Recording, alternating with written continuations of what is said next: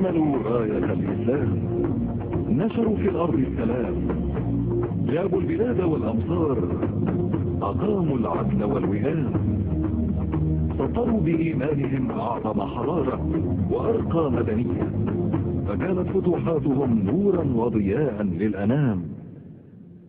إنهم بناة الأمة الحقيقيون.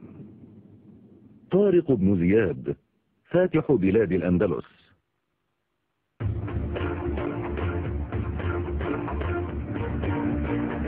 شاب من خيرة القادة الفاتحين في الإسلام، عرف بالشجاعة والإقدام واقتحام الصعاب دون هوادة وبإرادة حازمة وعزيمة صلبة.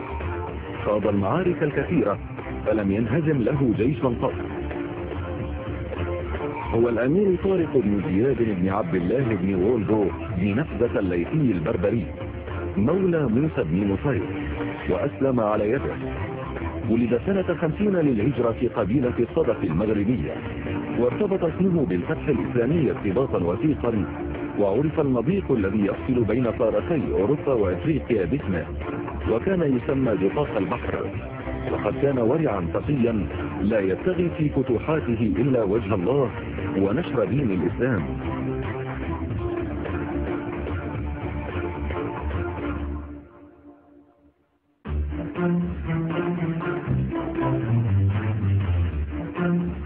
في سنة 92 للهجرة اجتاز الأمير طارق البحر على رأس جيش مؤلف من نحو 10,300 فارس بربري مسلم، ونزل به جبل الفتح الذي سمي باسمه، فلاقى الملك رودريك في نحو 40,000 فارس، ثم قام خطيبا بجيشه قائلا: أيها الناس، أين المفر؟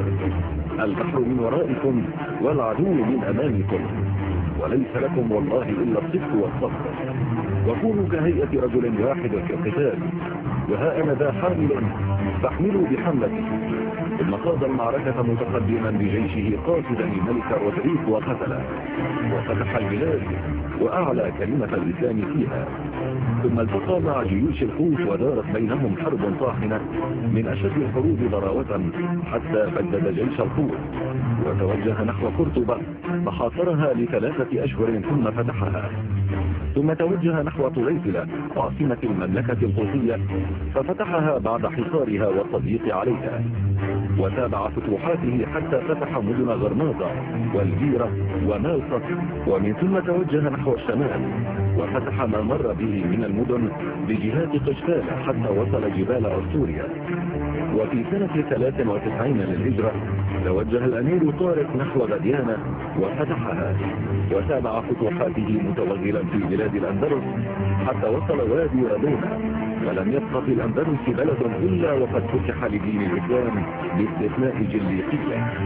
والتقى مع الأمير موسى بن نصير في طليطلة، وتابعا الفتوحات سوية، حيث بدأ بفتح ولاية أراجون وفتحا مدن سورقسطة وطراكوما وبرشلونة.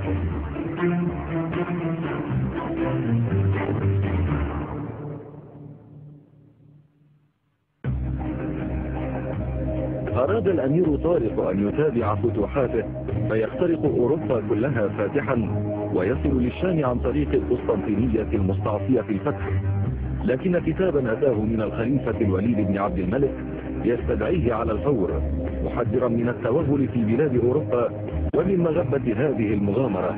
فما كان من القائد طارق إلا أن أصاح السمع والطاعة، وقفل عائدا سنة 95 للهجرة إلى دمشق، وبقي فيها إلى أن وافته المنية سنة 102 للهجرة.